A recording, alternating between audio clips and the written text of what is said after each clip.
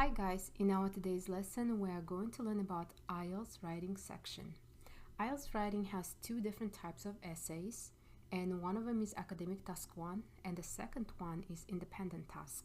Today we'll focus on learning about academic task 1.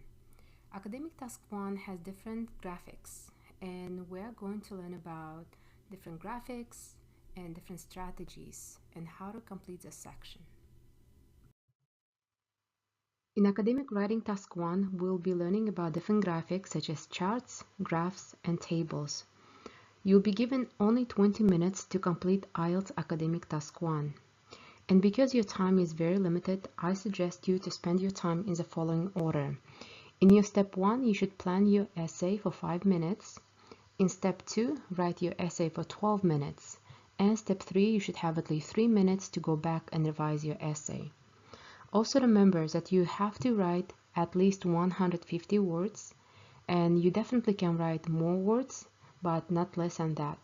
So keep in mind, you have only 20 minutes and you need to write 150 words in the academic task 1. Before we begin learning about academic writing task 1, I would like to share with you a couple of important tips that can help you write better. First of all, remember, you need to use only the information provided in the task. Do not include outside information or your personal opinion. That means you cannot write down the numbers that you don't see on the graphic, and also you cannot write the phrases such as I believe, in my opinion, and so on. Also remember two different types of questions that can help you so much during your writing. So the first one is what is this graphic about? And the second question is, which are the most important details? Always try to ask yourself these two questions, and that will help you to stay focused and provide accurate information during your writing task. And now we are going to discuss what to do in order to receive the best score. First of all, you need to address all parts of the task. Then you have to make sure that you accurately summarize the information. So here, make sure you do not include any outside resources and only use information that is presented to you in the graphic. Make meaningful comparison. That means that you are only comparing the most important features. Sometimes you are presented with a lot of details, so you have to make sure that you are only using important features.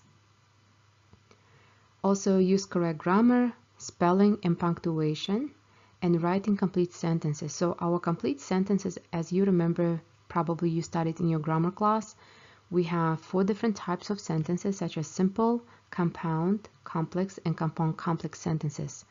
In order to get a better score, you have to make sure you have one of each at least.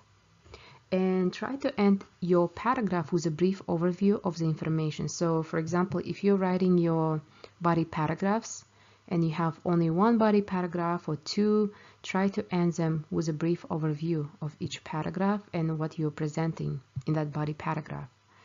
And the most important thing to keep in mind is that you need to write in your own words.